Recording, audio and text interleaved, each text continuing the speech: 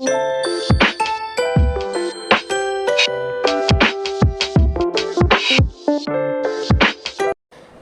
Radhe friends, कैसे हैं आप सब। तो फ्रेंड्स, स्वागत है आपका मेरे चैनल गौरी ओम डेली व्लॉग्स में। तो फ्रेंड्स, अगर आप मेरे चैनल पर नए हैं तो जल्दी से मेरे चैनल को सब्सक्राइब कर लीजिए, क्योंकि आपको मेरे चैनल पर बहुत कुछ अच्छी चीज़ें सीखने को मिलेंगी। तो आज हम आप लोगों को क्लीनिंग से जुड़ी कुछ अच्छी आदतों के बारे में बताएंगे। तो यहाँ पे किचन में कुछ डिब्बे, अक्सर ऐसा होता है कि डिब्बे खाली हो जाते हैं और हम उसे फिर दोबारा रिफ़िल कर देते हैं।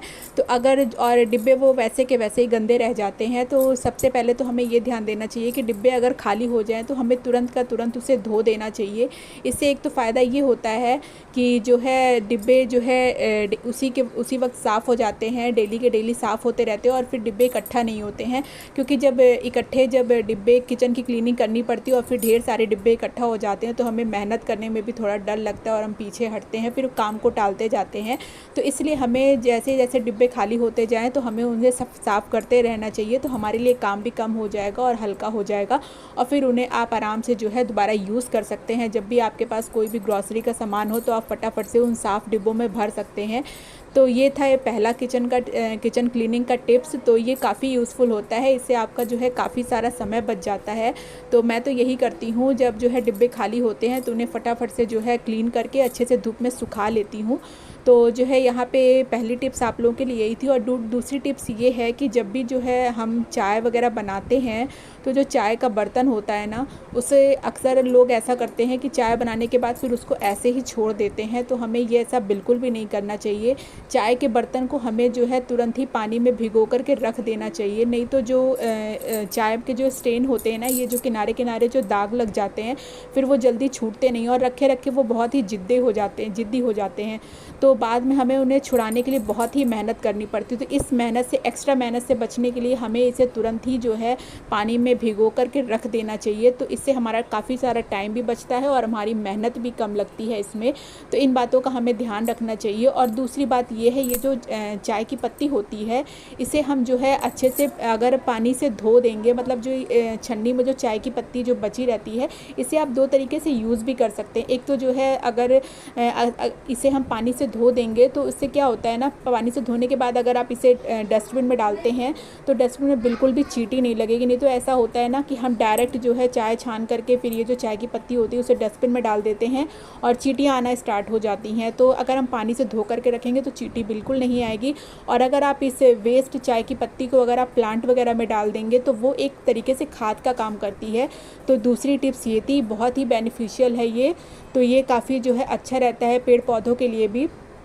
तो हम जो है चाय की पत्ती को वेस्ट ना करके उसे जो है अगर प्लांट वगैरह में डाल देंगे तो एक तरीके से खाद का काम करेगी। और तीसरी टिप्स ये है कि हमें रात में किचन को अच्छे से क्लीन करके सोना चाहिए। वैसे भी जो है हमें रात में किचन को गंदा बिल्कुल भी नहीं छोड़ना चाहिए। भले ही हम 10 मिनट लेट सोएं, लेकिन हमें किचन की अच्छे से सफाई कर लेनी चाहिए। तो हमें गैस होता है और ये प्लेटफॉर्म काउंटर होता है, ये सब हमें अच्छे से क्लीन कर लेना चाहिए। अगर हम इसे डेली के डेली साफ़ करते रहेंगे ना तो हमें एक साथ फिर मेहनत करने की ज़रूरत नहीं पड़ेगी। और जो ऑयल वगैरह के जो दाग होते हैं वो जो है ऐसे एक डेली की डेली अगर आप साफ़ करेंगे तो वो जो है गैस आपकी एकदम हमेशा चमकती रहेगी। और ये जो टाइल्स वगैरह रहती है, अगर आप इन्हें डेली खाना बनाने के बाद साफ़ करेंगे तो कभी भी इस पर दाग वगैरह नहीं पड़ेंगे और ये इनमें पीलापन बिल्कुल भी नहीं आएगा। तो मैं तो ऐसा ही करती हूँ। मैं हमेशा जो है खाना बनाने के तुरंत बाद मैं जो है प्लेटफॉर्म और जो है गैस और ये टाइल्स वगैरह अच्छे से पोंछ देती हूँ। तो मुझे एक्स्ट्रा मेहनत करने की बिल्कुल भी ज़रूरत नहीं पड़ती और मेरी गैस और किचन हमेशा चमकते रहते हैं। तो बस हमें यहाँ पे इन चीज़ों का ध्यान रखना चाहिए, तभी जो है हम भले ही बेड पे 10 मिनट लेट सोएं, लेकिन हमें सोने से पहले किचन की सफाई कर लेनी चाहिए। इससे दो बातें होती हैं। एक तो जो है किचन में कीड़े मकोड़े नहीं लगते हैं बिल्कुल भी। अगर हम रात में जो है सिंक में बर्तन वगैरह छोड़ देते हैं तो जो है कीड़े कॉकरोचेस वगैरह आने लगते हैं, जो हमारे और हमारी फैमिली के हेल्थ के लिए बिल्कुल भी अच्छे नहीं होते हैं। तो हम भले ही रात में थोड़ा लेट में सोए, हमें आधा घंटा 10 मिनट थोड़ा ज़्यादा लगे, लेकिन हमें किचन हमेशा क्लीन करके ही सोना चाहिए। जूठे बर्तन हमें सिंक में बिल्कुल भी नहीं रखने चाहिए। तो इन बातों का हमें ध्यान रखना चाहिए। और फोर्थ टिप्स ये है कि हम जो है किचन में ये जो हमारी आलू प्याज वाली जो डलिया होती है ना, ये अक्सर करके क्या करते हैं लोग, इसे इग्नोर कर देते हैं और जो है इनमें गंदगी भरती चली जाती है। मतलब जब भी आलू प्याज आता है तो हम इसमें भरते जाते हैं और वो छिलके वगैरह इसमें इकट्ठे होने लगते हैं। तो हमें ऐसा बिल्कुल भी नहीं करना चाहिए। हमें इसे हफ्ते और 10-15 दिन में हमें इसे जो है ज़रूर क्लीन कर लेना चाहिए।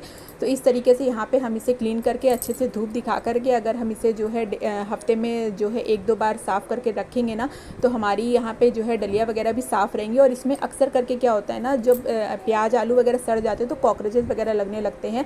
तो हमें यहाँ पे साफ़ करके अगर हम पेपर बिछा देंगे तो जो है इससे हमारी जो डलिया है वो गंदी भी नहीं होगी और जो आलू प्याज के छिलके होते हैं वो ज़मीन पे नीचे जा कर के गंदगी भी नहीं फैलेगी। तो इस तरीके से हम जो है अपनी आलू प्याज वाली बास्केट को जो है साफ़ सुथरा रख सकते हैं और हमारी किचन भी साफ़ सुथरी रहेगी। तो हमें इन सब बातों का जो है ध्यान रखना चाहिए। एंड फिफ्थ और लास्ट टिप्स यही है कि हमें अपने वॉश बेसिन को जो है सिंक वगैरह को अच्छे से क्लीन करके हमेशा इसको तो हमें डेली उस पर अच्छे से क्लीन करना चाहिए। क्योंकि अगर हम जो है इसे छोड़ देते हैं या फिर सोचते हैं कि हफ्ते भर में या 15 दिन में साफ़ करेंगे तो इनमें जो गंदगी होती है वो जमती चली जाती है और बाद में हमें इसे साफ़ करने में बहुत ही मेहनत लगती है और फिर इसमें से स्मेल भी बहुत ही गंदी स्मेल भी आने लगती है, जो कि बिल्कुल भी अच्छा नहीं होता है और जो बच्चों के लिए भी बहुत ही नुकसानदायक होता है। तो इसीलिए हमें इसे डेली बेसिस पे जो है क्लीन करना चाहिए। तो इस तरीके से अगर आप इन छोटी छोटी बातों का ध्यान रखेंगे तो आपकी किचन और आपका घर एकदम साफ़ सुथरा लगेगा हमेशा और आपको ज़्यादा एक्स्ट्रा मेहनत करने की ज़रूरत भी नहीं पड़ेगी। तो चलिए फ्रेंड्स, अगर आपको मेरी ये टिप्स पसंद आई हो तो मेरे चैनल को लाइक, सब्सक्राइब और शेयर कर दीजिएगा।